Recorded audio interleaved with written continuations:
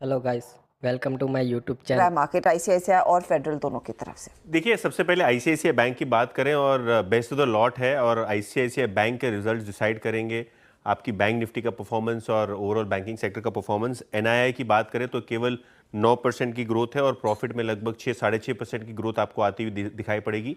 और ऑब्वियसली पिछले साल का बेस बड़ा है और कहीं ना कहीं ये जो प्रोविजनिंग का फैक्टर है जो बहुत हाई हो रहा है बहुत सारी प्राइवेट बैंक्स में, इसके कारण भी प्रॉफिट पे थोड़ा बहुत डेंट होने की संभावना है। की रिजल्ट रेशियोज जो अपने को ध्यान देने हैं, सबसे पहले डिपॉजिट ग्रोथ और लोन ग्रोथ 14 से 15% के आसपास रहेगी और net interest margin 10 basis points घट के 4.3% के आसपास आने का अनुमान है। ऑब्वियसली जो क्रेडिट कॉस्ट है, जो ओवरऑल एसेट क्वालिटी है, इस पे नज़र रखने की खास ज़रूरत रहेगी। इसके अलावा फेडरल बैंक ये भी बैंक का नंबर रिपोर्ट करेगा और जो क्वार्टरली अपडेट था या 15% का एडवांसेस ग्रोथ, 15% का डिपॉजिट ग्रोथ बैंक ने ऑलरेडी डिस्क्लोज कर दिया, तो वहाँ कोई सरप्राइज नहीं होगा। जो नेट इंटरेस्ट इनकम है वो अनुमानित है लगभग 15% से ग्रो होगी 2360 करोड़ के आसपास। प्रॉफिट बिल्कुल फ्लैट रहेगा, पिछले साल एक वन ऑफ लार्ज बेस है, उसके कारण 960 करोड़ के आसपास आप प्रॉफिट एक्सपेक्ट कर सकते हैं। Growth wise loan growth company ने 20% डिस्क्लोज की है, 15% की डिपॉजिट ग्रोथ रही है। हालांकि अगर हम बात करें क्रेडिट ग्रोथ की तो वो काफ़ी शानदार रहेगी, लेकिन मार्जिन्स पे नज़र रहेगी। देखिए, मार्जिन्स पे अगर कोई टाइप का प्रेशर आता है तो मार्केट अप्रिशिएट नहीं करेगा। और जो एसेट क्वालिटी है, खास करके जो इनका गोल्ड लोन बिजनेस है, यहाँ किस तरीके के ट्रेंड्स आ रहे हैं वो काफ़ी जानना इंपॉर्टेंट हो गए प्रीव्यू के लिहाज से। ओके, तो आईसीआईसीआई बैंक और फेडरल बैंक का ये दो नंबर्स पर नज़र रहेगी। भारती एयरटेल ये भी एक स्टॉक है जिस पर हमारी नज़र रहेगी और सिंस दिल्ली बेस्ड कंपनी है तो दीपाली के पास चलते हैं और जानते हैं कि क्या एक्सपेक्ट करें वहाँ से। दीपाली, क्या एक्सपेक्ट कर रहा है मार्केट? स्ट्रॉन्ग क्वार्टर रह सकता है भारतीय एयरटेल के लिए। रेवेन्यू, एबिटा, प्रॉफिटेबिलिटी, मार्जिन सभी पैरामीटर्स पर ग्रोथ एक्सपेक्टेड है। रेवेन्यूज देखें तो सीक्वेंशियल बेसिस पे 6.5% ग्रोथ देखने को मिल सकती है। 41,000 करोड़ रेवेन्यूज कंपनी पोस्ट कर सकती है। सिमिलरली अगर एबिटा को देखेंगे तो 11.25% की ग्रोथ सीक्वेंशियल बेसिस पे आने की पॉसिबिलिटी है। आंकड़ा रह सकता है 21,930 करोड़ का।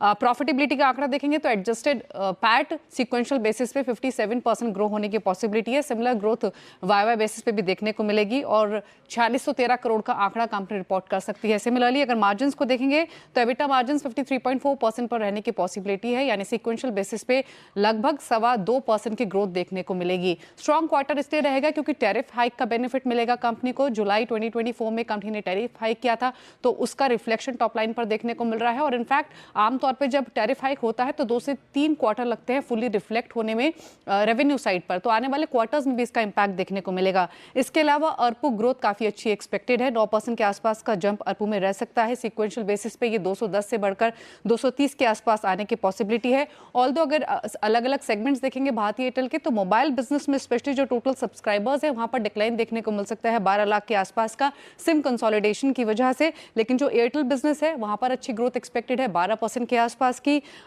होम ब्रॉडबैंड रेवेन्यू में भी 5.5% की ग्रोथ सीक्वेंशियल बेसिस पे देखने को मिल सकती है और ब्रॉडबैंड यूजर्स में इजाफा भी देखने को मिलेगा इस क्वार्टर के दौरान। अगर अफ्रीकन बिजनेस की बात करें तो नाइजीरियन करेंसी वॉलेटाइल रही है, इसीलिए अफ्रीकन कारोबार भी थोड़ा वॉलेटाइल यानी फ्लैटिश ग्रोथ ही वहां रह सकती है 1% के आसपास की सीक्वेंशियल बेसिस पे। लेकिन टैरिफ हाइक, अर्पू ग्रोथ और इंडिया वायरलेस बिजनेस ये 3 स्ट्रॉन्ग साइड पर रहेंगे जिसके कारण अच्छे नंबर्स एक्सपेक्टेड हैं भारतीय एयरटेल से। भारतीय एयरटेल अच्छे नंबर्स एक्सपेक्टेड और देखना है कि कंपनी क्या गाइड करेगी आरपू को लेकर गोइंग फॉरवर्ड। इस पर एक क्विक टेक चेक, अमित बताइए ट्रेड लेना है या नहीं, क्योंकि एक बार रचना जी ने तो कह दिया जब तक नंबर्स नहीं आते आप शॉर्ट की रणनीति ही रखेंगी। आपको भी लग रहा है कि ये मंदी के ट्रैप में फंसा हुआ है काउंटर और उससे ब्रेक करना थोड़ा सा मुश्किल रह सकता है? जी मैम, थोड़ी सी नियर टर्म वीकनेस यहाँ पे जरूर नजर आ रही है। स्टॉक में कंटिन्यूअसली लोअर लोज बन रही है, 10 और 20 डेमा के नीचे ट्रेड कर रहा है। बट मेरा यहाँ पे ये रुझान है कि 1665 पे लेवल है।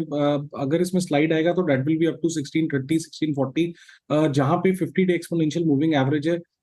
If results are good and favourable तो मेरे ख्याल से अगर वहां पे मिलेगा तो एक अच्छा एंट्री पॉइंट बनेगा। फिलहाल जिस हिसाब से मूवमेंट है मुझे लगता है किसी के शॉर्ट्स है तो बने रहें। एक स्मॉल स्लाइड टू 1650 टू 1645 आ सकता है इसमें।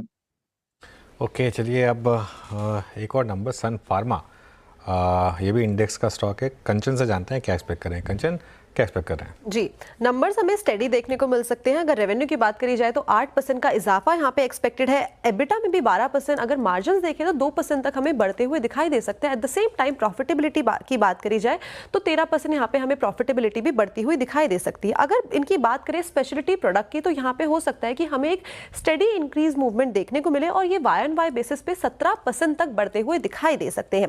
अब जो इनका डोमेस्टिक फॉर्मुलेशन है वहाँ पे भी हमें वाई एंड वाई बेसिस पे 12% की ग्रोथ संभव है। इसके अलावा इनका जो यूएस मार्केट के अंदर लॉन्च के ऊपर एक क्लैरिटी आना बहुत जरूरी है और वो लॉन्च है डिरोक्सोलिटिनिब का। बेसिकली इनको ऑलरेडी अप्रूवल तो मिल गया था लेकिन इस टाइम पे कुछ लीगल प्रॉब्लम से गुजर रहे हैं, जिसके चलते ये वाली जो कमेंट्री है, ये वाला जो क्लैरिफिकेशन है वो बहुत ज्यादा जरूरी रहेगा सन फार्मा के लिए। इसके साथ ही साथ इमर्जिंग मार्केट में ब्रांडेड जेनरिक को लेके मैनेजमेंट की क्या कमेंट्री आती है, ये खासा ध्यान में रखना है। अब बात कर लेते हैं की फोकस पॉइंट की, क्या ध्यान में रखने वाली चीजें हैं। स्पेशलिटी प्रोडक्ट के ऊपर मार्जिन्स किस तरीके के दिखाई देते हैं, कॉम्प्लेक्स जेनरिक के ऊपर मैनेजमेंट की तरफ से किस तरीके की कमेंट्री आती है, साथ ही क्लिनिकल डेवलपमेंट के लिए कंपनी आर&डी के एक्सपेंडिचर में क्या चेंजेस करती है। तो ये सारी चीजें जो फोकस में रखने वाली होगी, लेकिन ओवरऑल नंबर हमें हो सकता है कि स्टेडी देखने को मिले। ओके, नंबर शायद स्टडी देखने को मिले सन फार्मा के। रचना जी, इसमें कोई ट्रेड है क्या? क्योंकि एटलीस्ट फार्मा एक स्पेस है जहां थोड़ा मार्केट फिर भी उतना बुरा नहीं है। जी, अगर इसमें ट्रेड लेने की कोशिश करेंगे तो आपको ऐसे लगाना होगा 1850 पे। अगर लॉन्ग साइड पे जा रहे हैं तो ट्रेड लेना हो तो इसमें शॉर्ट साइड पे ज्यादा बेहतर ट्रेड मुझे नजर आ रहा है, क्योंकि मेरे हिसाब से यहाँ पे 1850 का लेवल टूटना चाहिए और डाउन जाना चाहिए ये 1800 की तरफ। ना जी, अब आपने डिसाइड कर लिया कि सिर्फ शॉर्ट ट्रेड ही देनी है मार्केट में, लॉन्ग देना ही नहीं है? नहीं, ऐसा डिसाइड करके तो मार्केट कभी बैठने नहीं देता, क्योंकि हम होते कौन है डिसाइड करने वाले, वो तो मार्केट डिसाइड करता है। पर चार्ट्स ऐसा ही कह रहे तो क्या करें। बिल्कुल सही बात कही रचना जी ने, हम कौन होते हैं डिसाइड करने वाले, मार्केट डिसाइड करेगा।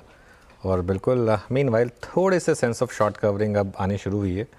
जो हश्ता 950 पॉइंट ही बोल रही थी, अब वो 800 पॉइंट ही रह गया हश्ता बैंक निफ्टी पर कम से कम। तो थोड़ी सी तो शॉर्ट कवरिंग है, कुछ साइन है यहाँ पर। आप निफ्टी देखिए ना, निफ्टी थोड़ा रिकवर हुआ है, थोड़ा सा निफ्टी रिकवर हुआ है। आई थिंक 24,000 पर थोड़ा सा एक्सपेक्टेड भी था कि 24,000 के आसपास थोड़ा सपोर्ट आएगा।